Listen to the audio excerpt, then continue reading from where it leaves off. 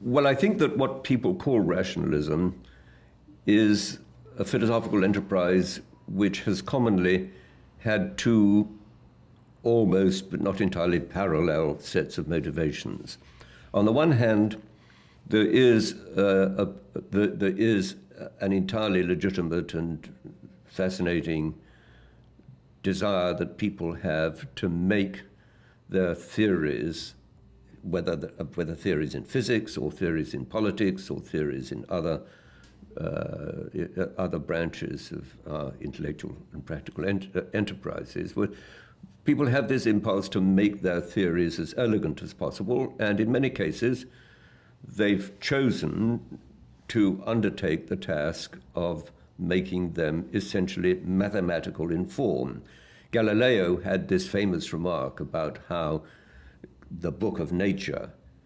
was written in mathematical symbolism, and mathematicians were the people who could therefore decipher the language in which nature speaks to us.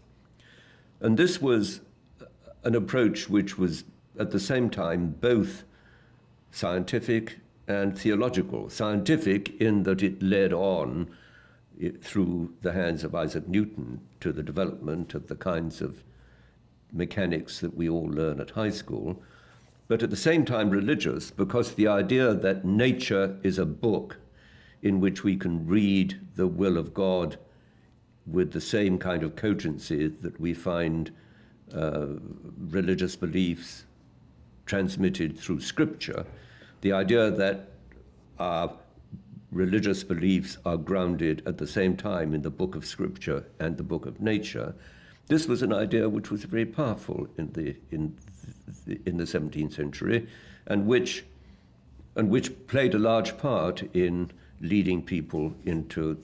the development of modern science. Science to begin with, modern science to begin with, was in no way thought of as in conflict with religion. It was thought of as the expression and the development and working out of a particular kind of religious point of view, namely the view that in studying nature, one is studying the mind of God as expressed through the language of nature, which Galileo thought was mathematics. Now, to the extent that scientists, particularly physical scientists, have been interested in developing their theories in mathematical form, they have been, from the philosophical point of view, rationalists. But at the same time, one has to see that this kind of rationalism has always had, and I think to some extent still does have,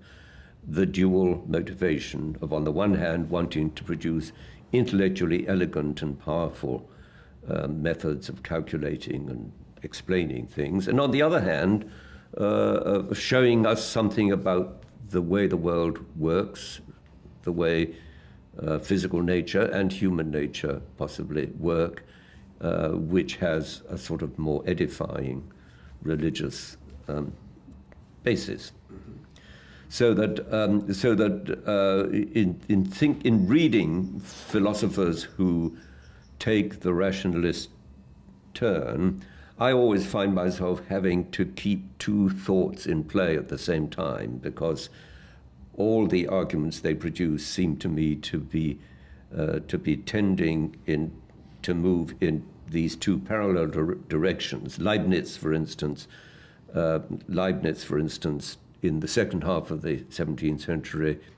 seeking to develop the calculus, and indeed inventing the kind of terminology which we all use, which we all learn to use when we study calculus in mathematics classes at school. Leibniz, on the one hand, being interested in developing the infinitesimal calculus as a mathematical instrument, the mathematical instrument which we all still use, but on the other hand, doing this because he was convinced that it must be possible for human beings to figure out God's reasons for having made the world the way he did. So that there's the religious conviction that the world is God's creation, and we must be able to give a philosophical argument to explain why it was made this way rather than some other. And on the other hand, there's the instrumental view, the view that that intellectually powerful theories are better off for being expressed in the form of elegant mathematics.